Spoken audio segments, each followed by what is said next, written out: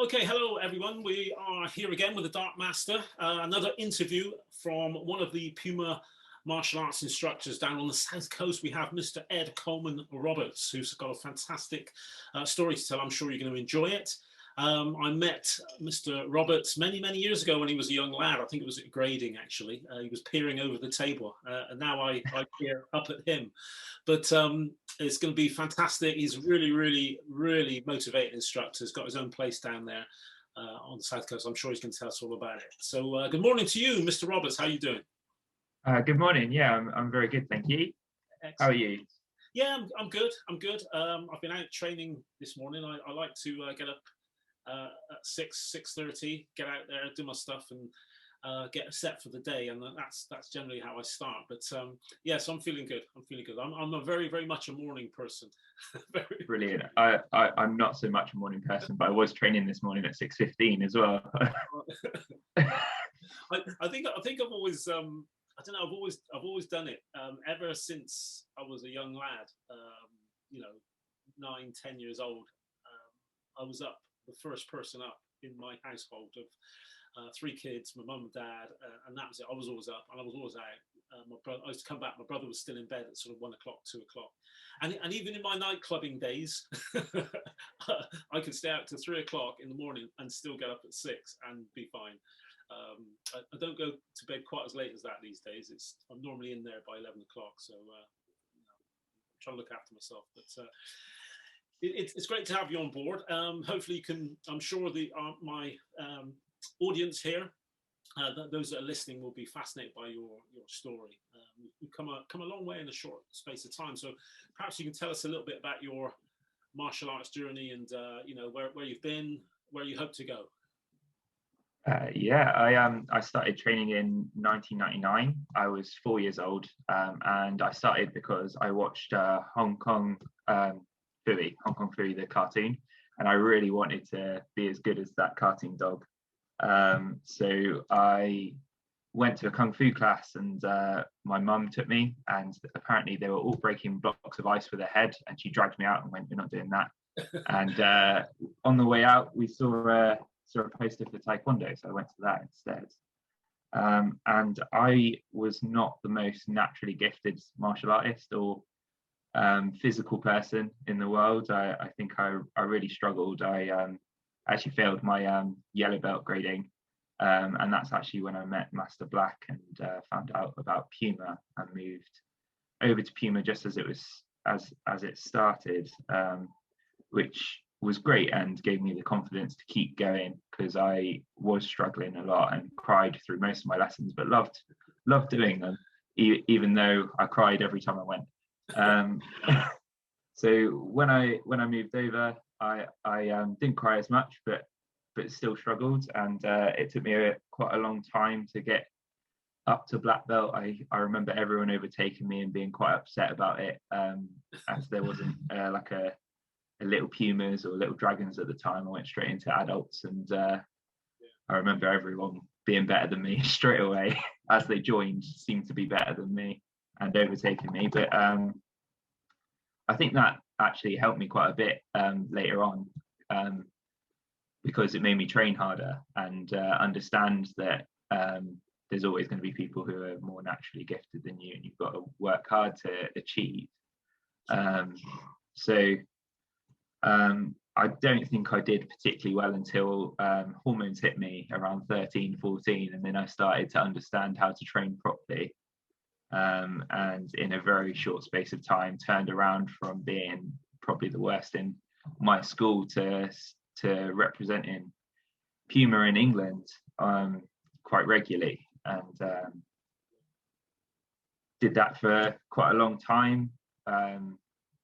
Then went off to university and focused more on kickboxing while I was there. Did a lot of ring fighting, which was great. Didn't do too much because I valued my face too much, and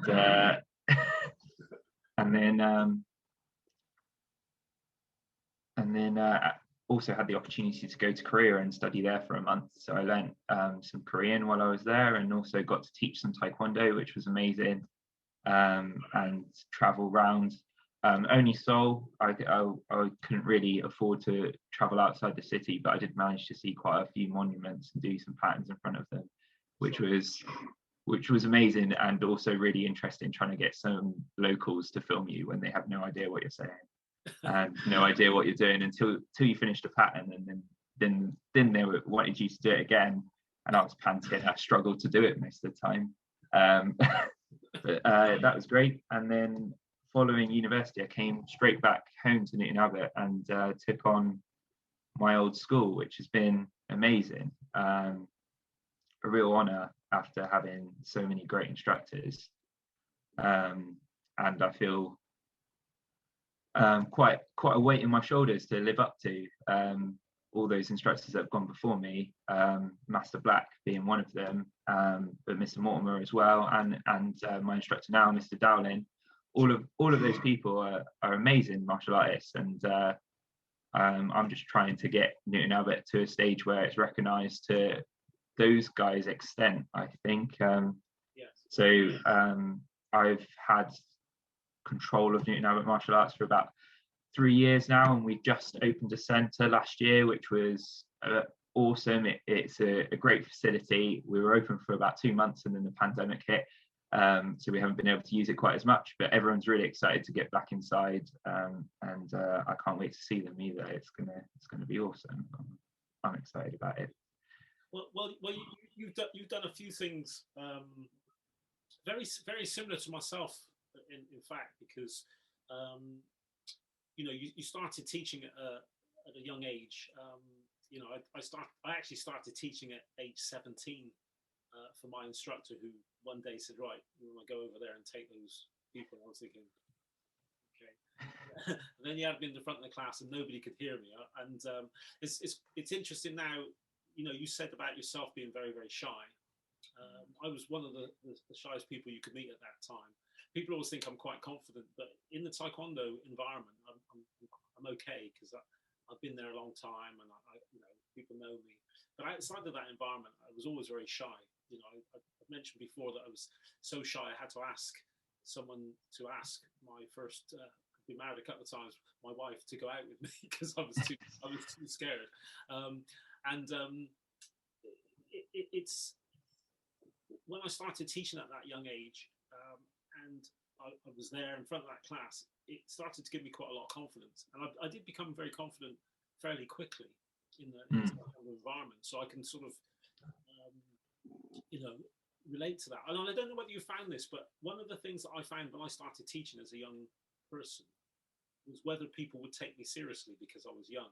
Whether older people coming in, I was 17 and somebody comes in at 35, think, lose this, what's he going to teach this young lad? And I don't know, that's the first thing. What would you say about that? Definitely. I quite often would instruct someone, and then they'd go over to an older black belt and ask what to do, how to do it properly, and they'd normally send them back over to me because they're a really supportive group.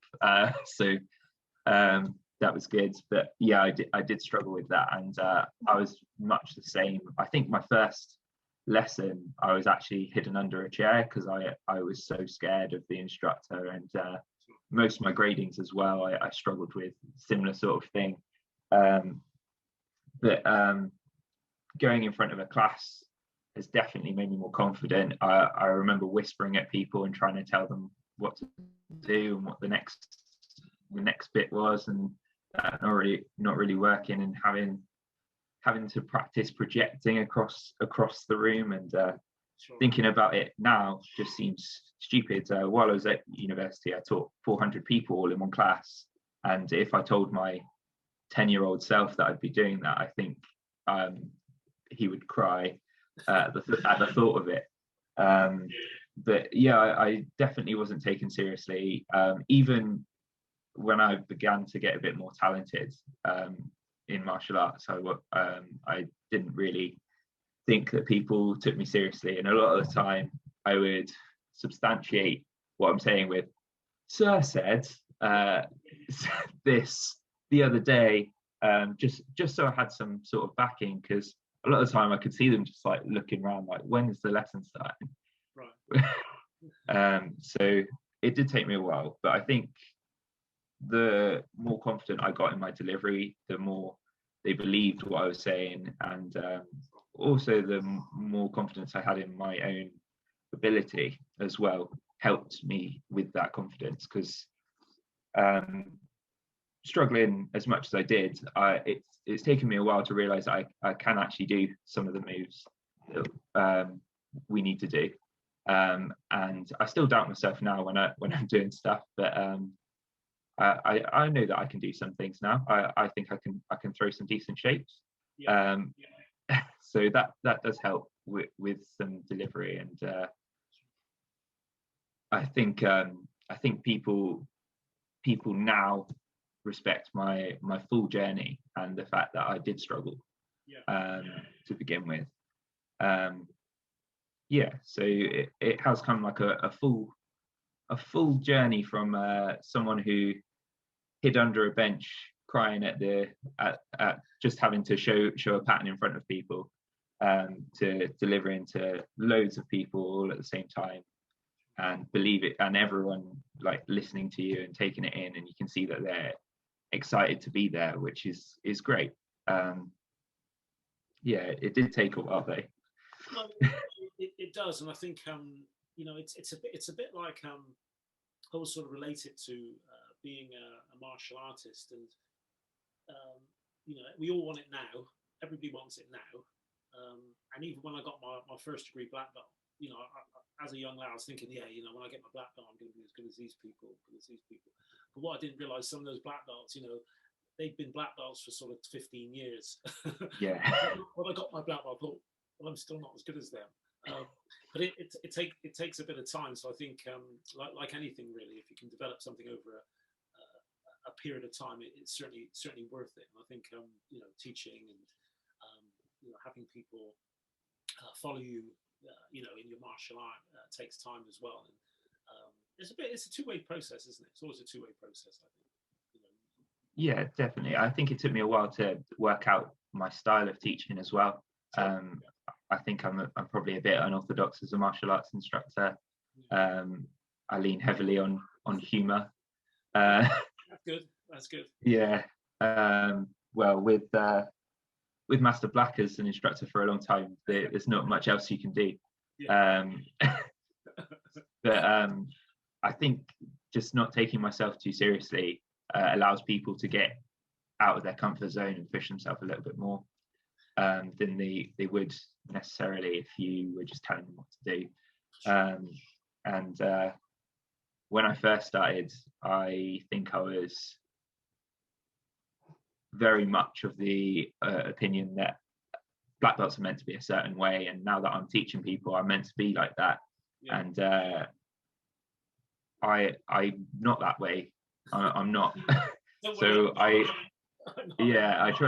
tried really hard to be a person that I wasn't, and I think that's probably why people didn't respect me straight away, because I was trying to be like a commando in the army, and I was 13, stood in front of a class with my long hair, looking confused and scared, but also shouting at people. It just didn't work. So when I realised that I looked like an idiot, I played up to that, and people took it on a lot better, and started really trying to give their all to the class, which was great. And I've really run with that. And a lot of my studies and stuff while I was at university revolved around that idea of fun and learning through like fun and humor as well. So I've tried to put that into all my classes, and I think it works. It works for me anyway. Yeah. I don't know if it worked for everyone. Well, I think you've got to be yourself, haven't you? And like you said, I mean, probably my adult classes are probably a bit more serious, if you want to call it serious. I try and put a bit of humour in there as well, particularly with the kids. I think you have to. I think you've got to see the funny side of a lot of things. I often say, if you could teach children, perhaps you can teach anyone. But the other thing that I was going to say had in common was, people listening to this may not know, but myself and Master Ogborn, colleague and lifelong friend, we actually opened up a full-time martial arts centre in Bath many years ago. Unfortunately, it sort of sunk, and fairly quickly, really. But it was a dream of ours to do that, and we were doing it. I think that was probably in our like 30s, maybe. I think. Obviously, you've done it a bit earlier than that, and it is a huge undertaking. And even at the time, we felt a lot of pressure just with two of us. So, fair play to you for giving it a go. I respect you for that. And the problem is, you know what will happen when you are successful. People would just say how lucky you are. Yeah, I'm aware that people don't see all the hours that you spend. And even the contact time is probably half the time. And my contact times when the centre's open is quite big as it is. So I start teaching at 6:15 every morning, and I finish at 9 at night. And then I do have some breaks in there during the day, but I'm at the centre between those times, Monday to Friday, and then weekends I have a 9 to 5 at the moment, and it's a nice steady weekend for me. But people will always see their interaction with you, and I don't really mind that, and it keeps me on my game. I think if they only see me for an hour, that hour's still got to be the best hour that they have all week, and the next hour I have new people coming in, and it has to be their best hour as well. Yes. Yeah. And I like the varied nature of what I do. I don't just do martial arts. I teach lots of different things, and I like people finding out what their body can do. That's my favorite thing, is seeing people go from going, I can't do that. That's why are you making me do this? That's ridiculous. And going, you can do that. Come on, let's do it together, and building up to something that they think is impossible. And they walk out walking with a bit of swagger and just loving the fact that they've achieved something that they thought that they couldn't do. This morning we were doing some squats. The class is called Squat Clinic, and we found out 3 reasons why a squat was difficult for one person there, and we fixed 2, and we're working on the other one. But her squat doubled in depth, and also she could lift twice as much. Oh wow! Okay. In one session, which is amazing, and everyone left with like a big grin, because one person had this massive turnaround, but everyone had like a small improvement, and they can see why those things are there and what they need to work on. Sometimes it's not even fixing the problem, it's just knowing what it is and that you need to work towards it. So yeah, it is my favorite thing, is seeing people progress and see them realize that they can do things that they thought weren't possible. That I think that's what I love about being an instructor and fitness instructor, martial arts instructor, everything. I just love seeing people reach what they thought they didn't think they could do. It's my favorite bit. Great, isn't it? I think just to say as well, anybody listening, I've got an article on my blog, which the link is probably below the show notes here, but in the show notes about the benefits of squats. It's been on there for some time, but yeah, great exercise. And I mean, I find them quite difficult, because I had a hip operation about 13 years ago. So, but over the years, I've managed each year, strangely enough, I've managed to get lower again. My flexibility is sort of slowly, very, very slowly returning. And I still do my rehab for my hip operation. So yeah, definitely a great exercise and so on. So, I mean, one of the questions that I've been asking my guests of late and I would think that you would probably benefit a lot from this, whether you have the time to do it or not, I don't know. Is meditation and breath work. Now, I, as people will, if people know me well, will know that I've always been, although I've been very shy, I've always been a hyper person. I'm particularly hyper, even at school, very much so. Very difficult for me to keep still in one place for any length of time. But I actually started probably about 2 years ago, maybe more, doing some meditation. And the first time I tried it, I was rubbish. I wasn't very good at all. And I've got better at it, and I'm still doing it. But along with that, I incorporated different types of breath work. I was doing some Buteyko breath work, which is a breathing system where you actually try and breathe less. I'm now doing Wim Hof breathing, and if anybody knows about the Mad Dutchman Wim Hof, if you Google him on Facebook, he recommends breathing exercises and cold showers. So I've had my cold shower this morning. No, let's go. Sorry, Brett's just pulled up, so I thought I better cut you off before he comes in. That's fine. That's fine. What I'll do is I'll just put on pause. You want to wait for him to come in? That's all right. Okay, we can do that. So I can cut that bit, and then we can go back. But that's all right. That's good. Master Gail on there. Oh, right. Hello, Master Gail. Oh, hang on. Wait. Hello, Brett darling. Hello, Brett darling. Oh, sorry. Hello. How are you doing? I enjoyed that. all my guitars there. Wow. Wow. Nice. My collection. My collection of guitars. I play those every morning. Well, I play one every morning. Actually. How do your neighbours feel about that, sir? Well, it's usually the acoustic, but you know, I'm living in this this park home now, and from a noise perspective, it's really good because they've got big gaps in between the houses. So actually, I can crank up my amp and nobody hears it as long as I shut the windows. It's really good. Yeah, this has actually been a lifesaver for me during the lockdown. Got rid of my mortgage last year. Otherwise, I would literally have been on the streets. It's good, and I've got a conservatory with a mini gym in it, in about 2 meters square. So it's brilliant. That will be coming on. I will be showing that on the podcast actually. So there'll be some information regarding my gym equipment. A very small little gym that I use. So yeah, it's good. It's good. Just me and my cat. There we go. So not too bad. Best companions, aren't they? Yeah, definitely go.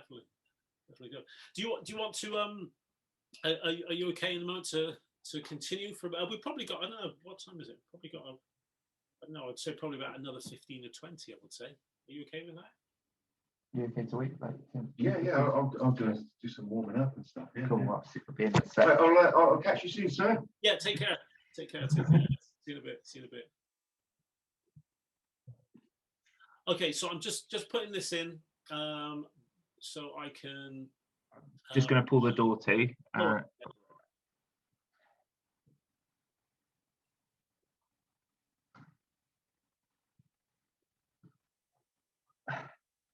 So I'm just going to continue. I'll do my claps. I'll hear this on the audio. So breath work. Yes, I've been doing some breath work. I've been doing the Wim Hof method of breathing, which is absolutely fantastic. And it takes me about 50, which is also a form of meditation in itself, actually, the breath work, Wim Hof. But it's a series of 30 big breaths and then holding my breath for maybe 2 minutes after that without breathing and so on. But I actually find it really, really beneficial. So my question is whether, you've thought about any meditation or you do any breath work and so on. I don't think I do some like traditional meditation, but I have often just sat in silence or laid down and try to center myself. It does help quite a lot. There's a lot of stresses in running a big centre and trying to keep everyone having the best experience they can. During the lockdown, I did a video as a guided meditation, and it was I put it on our YouTube channel, and walked through some nice walks and filmed lovely views, so they could just watch the screen if they wanted to, or they could sit and relax and follow the breathing. I'm not so great at following other people's instructions when I'm trying to relax. Right. I find I can do it if it's you need to do this exercise. I can follow that. But if I need to stay still and I'm listening to someone, I can't do that. I just sort of shut off from them completely. So I can do it by myself and sit up against a wall or lay down and just be quiet for a while. I can do that for ages, and sometimes I'll relax a little bit too much and fall asleep. But I do find it really beneficial, and I also don't mind leading other people, but I don't find it relaxing myself during that. If I'm leading a meditation or leading a relaxation, I find it quite nerve-wracking that I'm gonna ruin their relaxation time. So I feel like I'm on edge during that. But yeah, I do really enjoy it. It's something that has helped me quite a bit, and I think I've not really thought about it until you mentioned it. Actually, I wouldn't have thought about me doing it, but I do quite often, and it's really nice. Well, I'm hopefully those listening hopefully going to have some information on the sort of the things that I do. But I think anything that sort of takes you out of your regular routine, because as martial artists and fitness instructors and whatever, it's you need that balance, don't you, of going quick, lifting, breathing heavy, and then just slowing it down. And I've found that very helpful for me. I wish I'd have found it earlier, actually, when I was in my competition days. I think I probably would have been a lot better off, be able to have a bit more calm, if you like.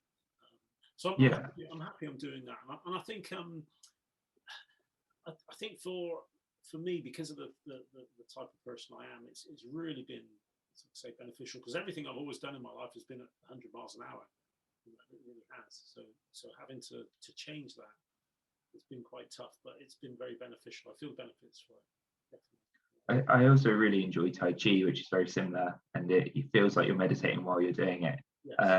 I'm not very good at it, but I enjoy doing it. And there's a lady who lives down the road from me who's a Tai Chi master and does it out on the seafront quite often, and it just allows people to join in on the seafront. And when I have some free time, I try and get down to see her, because she's amazing. And after, she normally does one of her fan forms or a sword form, and they're beautiful. Watching her do it really shows how bad I am at Tai Chi, but also is beautiful to watch. Really impressive and really relaxing. Yeah, no, it's good. I did a little bit a few years ago, Chen style Tai Chi, and that for the same reasons, actually, to just do something a little. I wanted to be a student again, but in the past that nobody knew me, but I wanted to be a martial art. I wanted to be more of a soft martial art, and I really enjoyed it. Actually, it was great experience at that time. So I might pursue some of that again at some point. But moving on from that, the other thing I wanted to ask was whether you obviously running your own place and being at the center of your teaching and your physical training, is whether you have any sort of food or diet protocols or whatever. I do try and look after my diet.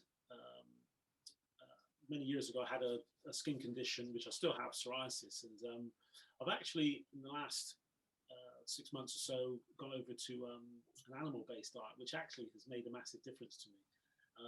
But it's eating sort of nose to tail, and perhaps some of the things that people aren't used to eating these days. I still have my avocados and my berries, and I do have a little bit of very, very good local honey. Very, it's not really processed very much. It's really good stuff, very expensive, but it's nice. And things like that. So I have found that my energy levels are pretty good. I also do a bit of time restricted eating. Okay. When I call it intermittent fasting. So I have like a 14-hour window where I don't eat. And I find that quite beneficial. So yeah, it's just that question really, whether you do anything or.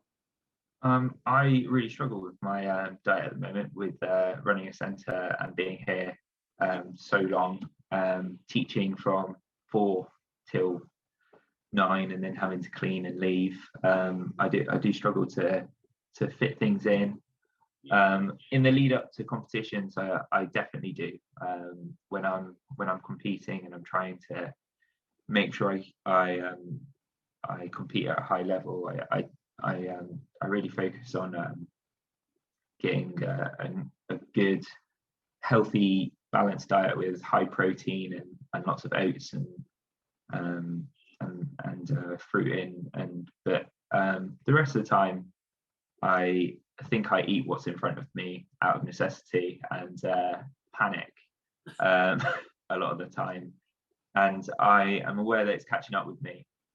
So I do need to sort it out and begin to look after myself a little bit more, which seems to be the story of my life at the moment, because this first year of running a centre, I've realised that I don't look after myself. My body comes last in my priorities, and I will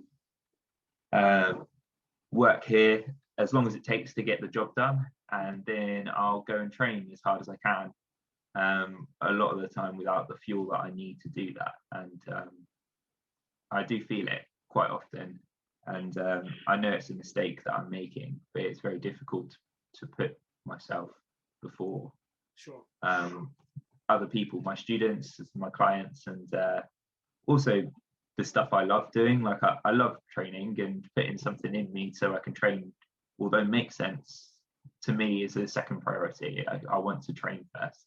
Yeah. I want to go and do the thing I want to do first, and then I'll think about eating after. But I do need to look after myself a little bit better, not just when I have a big competition or when I think I really need to. Right. I think it's important. I mean, very much the same. And I think, you're probably still at the stage where you can get away with it a bit, but maybe you need to think about it for the future and think, okay, well, this is my plan. I think just putting little changes in place would really help, and take it from there. I know that you're waiting to train. You've got somebody's just arrived to train with you, but which leads me on to my next thing is about training partners. Now, in the past, I've had a few training partners. I've had to drag Master Ogborn out of bed on many occasions, as he's not a morning person. But I've always been very self-motivated. I've been able to, luckily, push myself very, very hard without somebody having to, crack a whip to get me moving. So, do you find that yourself, or that you're quite self-motivated, or do you need someone to, push you along? I'm quite self-motivated, but I also do benefit from a training partner. I think most of the time when I do have a training partner, I make sure they are more motivated than me. I need to have someone to push me a little bit. So when I first started competing, I would say that my training partner was Ryan Houseland, who is a great fighter. He's probably similar to your relationship with Master Ogborn. He was a lightweight, and I was a heavyweight in the team at the time. And I spent my time chasing him, trying to catch up with him. And he is the most motivated and fittest training partner I've ever trained with. He was great to train with, and a great motivator as well. When you're struggling, he would come back and say, "Come on, sort it out," and push you to reach your goal. And I was also lucky that Newton Abbot as a school had a lot of good competitors at the time that I started progressing. So Natalie McCall, Richard Haas, Richard Rowlands now, all competed at an international level before me. And then in Exeter they had Danny Dowling and Brett Dowling and a whole plethora of international fighters, all just like 20 minutes from my house, which was great. So every training session I went to, I was surrounded by international competitors and world champions that would make you train better, because you had to, otherwise you'd get beaten up. And fitness wise as well, we had ex-Marines and armed forces in our kickboxing who made you keep up with them, or you just wanted to equal them once in one exercise, so you'd really push to try and keep up. But I'd say that Ryan was probably my main training partner for a long time, and we'd meet up quite often, either at my house or by his house, and go for runs or throw some tires around. Occasionally do some actual martial arts, but most of the time it was fitness. We didn't often spar or do patterns together. Most of the time it was fitness based, which was great, because I think it was probably the thing that we didn't have in our classes. It was the stuff that we missed out on. So we made a special effort to do it, and it was great to do it with him. I think we were the only Devon-based people in the boys team at the time. Yeah. So although we were probably on the opposite sides of Devon, we made a special effort to meet up with each other so we could train together, and it was great to do that. It's good when you have that. I mean, myself and Master Ogden, when we were competing, because in the early days we used to teach together with the same schools, and we used to do our training prior to the class, because we lived in different places. So we'd meet up and we'd do sort of sprints the length of the rugby pitch, and then walk back, and then he'd do a sprint. And, when one of us was flagging, we'd go, "Come on, keep it going." And at those times, I could say that I did need there were times when I needed a training partner, particularly when I had kids, because I was very tired a lot of the time. And it might not have been good to have pushed myself when I was tired, but I could have quite easily said, "You know what, I need a bit of a rest." Maybe sometimes I should have done that, but there we go. I think funny you say that, because when I started competing, there were no weights, and so everybody I fought was bigger than me. So fighting with Master Ogborn and training with him was brilliant, because I knew that generally people are going to be smaller than him, and it actually taught me how to move. When you're fighting open weights and you're fighting someone who's 8 stone heavier, you know that if they hit you, it's going to hurt. You don't want to get hit. So that was a good learning curve for me. Definitely training with Brian has made me the fighter I am today. Like I think I'm pretty quick for a biggish person, and Ryan, when he fought, could knock over anyone in his category. Definitely, I think it helped both of us.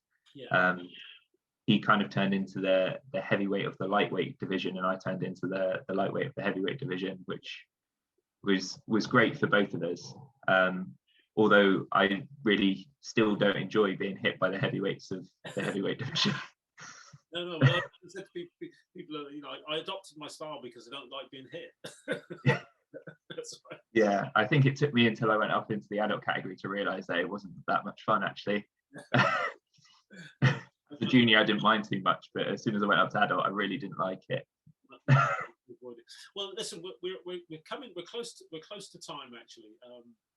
But there's a couple of things that I would love you to come back first off and do this again, and chat again. Tell us how you're getting on with the centre. Maybe find out a little bit more about your martial arts journey. I'd certainly love that. Secondly, to sort of wish you all the best with everything, and I hope that the school remains strong, keeps going strong, and that you can move through this current period. People listening to now are still just at the end of the lockdown, and hopefully things are coming back to normal. People are coming back to classes inside. So I wish you all the best of that. I hope that goes very, very well for you. Thank you very much. It's been great chatting. I really enjoyed it. Thank you. Excellent. Well, I'm sure we'll chat again soon. Anything that you want to, if you want to catch up with Mr. Colman Roberts, we'll put some information in the show notes, and you can catch up with him down there. I would certainly recommend, if you're in that area and you haven't trained martial arts, he's a great guy to train with. You will not regret it. So just get along there and have a go. Thank you very much. Thanks to everyone, and hopefully we'll catch up soon. Thank you.